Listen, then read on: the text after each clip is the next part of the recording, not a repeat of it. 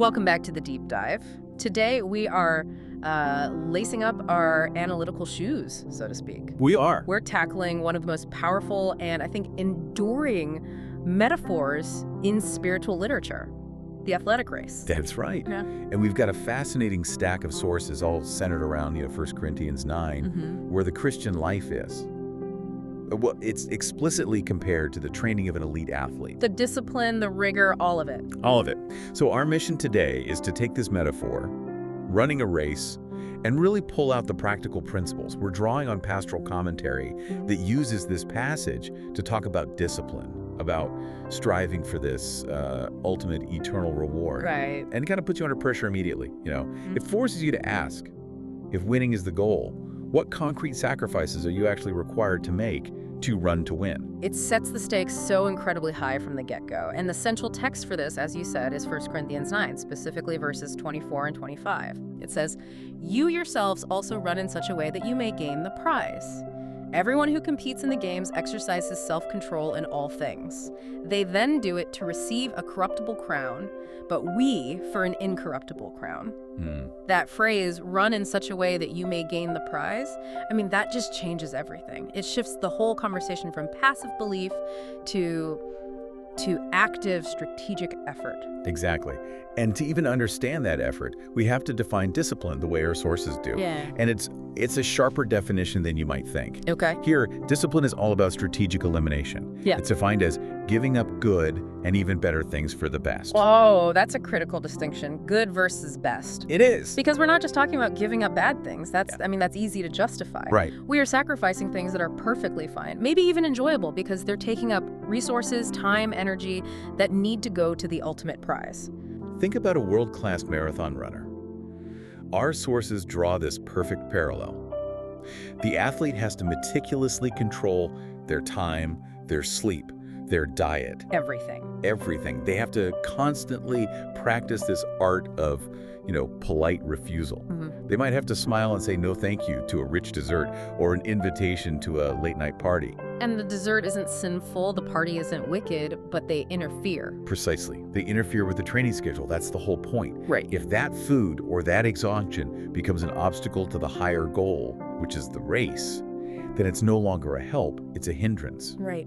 The spiritual athlete has to treat their life like a high-stakes training camp. Where energy and focus are the most precious currencies you have. Exactly. So this brings up a really fundamental question about motivation then. Why are they running? Are they running to become eligible?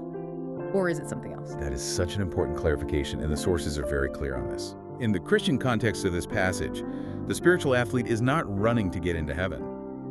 That eligibility salvation is assumed to be already established through belief. I see. So the race starts after you're on the team. Yes. They run for service and to, quote, win the Lord's reward and commendation. That prize, that incorruptible crown, it isn't salvation itself, it's the recognition for a life lived in disciplined service. And that kind of commendation requires a price. It requires a price, and that price is the discipline we're talking about. Wow, okay, that shifts the whole paradigm. Yeah. We're talking about achieving excellence after eligibility is already set, which I guess perfectly sets up the conversation about rules and compliance. Yeah. Because even the most talented athlete in the world has to play by the rule. Rules are absolutely non-negotiable. Our sources dive into the historical context here, which the Corinthian audience would have known inside and out. Right, the ancient games. Exactly. Like in the early Olympics, only Greek citizens could even participate. But more importantly, once you were in, you had to follow these strict rules, both in practice and in the competition itself. In any violation. Any violation, no matter how small, meant automatic disqualification, period. That need for strict compliance, it raises this profound point about integrity. And the source actually brings up a really dramatic real-life story. The famous Native American athlete, Jim Thorpe. Oh, Jim Thorpe. The man was an absolute legend, a decathlon and pentathlon gold medalist in the 1912 Olympics. A superstar. Yeah. Yet he was stripped of his medals. They took them away when it was discovered that he had played professional baseball for a very, very short time, years before the games. And he was paid, what, next to nothing for it? Pennies. Yeah. But that single act violated the strict amateur rules of the time. It was non-compliance, and he had to return his prizes. That story just lands with such incredible weight. It shows that your raw talent, your achievement, it can all be nullified if you don't honor the foundational rules. It's the ultimate example of disqualification. It wasn't about his speed or his strength. It was about his status. Wow. So when Paul talks about this self-discipline, he's basically saying, look, you have the privilege and freedom of being a spiritual citizen, but you have to balance those rights with the self-control you need to stay effective in your service. It's all about maximizing your impact.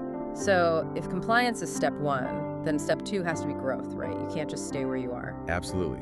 Spiritual life, like athletic training, demands constant improvement. Change. Yeah, constant life change. And our sources frame this as requiring not just discipline, but wisdom. It really touches on how we manage everything we're given, what we call stewardship. Let's get specific then with the examples from the sources. First one is money.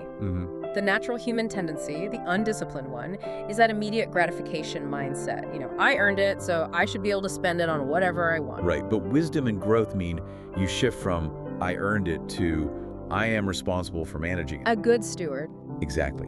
You realize your higher goal requires you to prioritize saving or giving or sensible spending over just immediate luxury. And the second example they give is the stewardship of our time and our effort. We are all masters of avoidance when it comes to things that make us uncomfortable. Service, learning.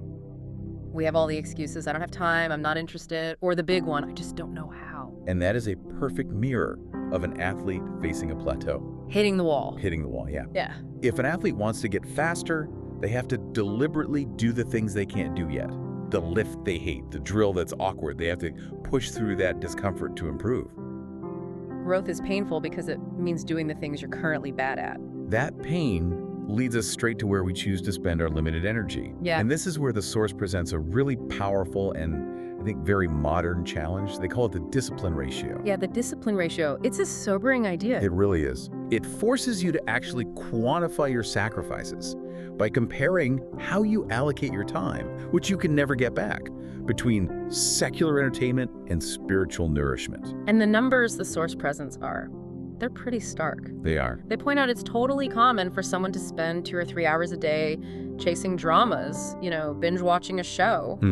Yet they might only dedicate 10 or 20 minutes to seeking spiritual knowledge, reading their texts, listening to faith-based content. And if you just do the math on that for a second, 3 hours versus 12 minutes, that is a 9-to-1 ratio. Wow. A 9.1 ratio dedicated to the good, the entertainment over the best, which is spiritual vitality. It shows a daily choice to prioritize a temporary pleasure over the discipline needed for that incorruptible crown. But isn't there a risk here?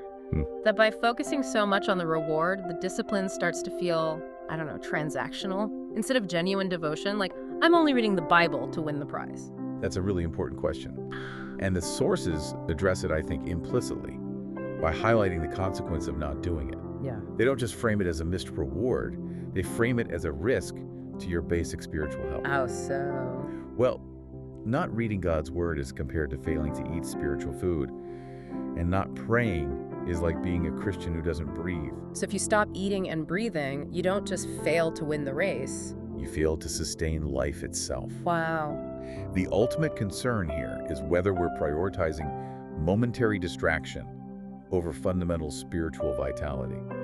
It's the difference between chasing a fleeting pleasure and sustaining a lifelong marathon effort. Which brings it all back to the beginning. It does. At the end of the day, the spiritual life, just like high-stakes sports, requires consistent discipline. That's what prepares you to face the trials and temptations that are just. They're inevitable. Right. That consistency is what ensures you have the heart, the strength to finish the race strong, no matter what gets thrown at you. What a profound deep dive into commitment and cost. It's a huge challenge to look at our own daily schedules and ask if we're actually training for the gold or just, watching from the sidelines. The sources suggest that those who really run the spiritual race will encounter more and more strong competitors as the stakes get higher. So, if winning that incorruptible prize is truly the goal, here's a final thought for you to consider, pulled directly from our material. Take a hard look at your current discipline ratio.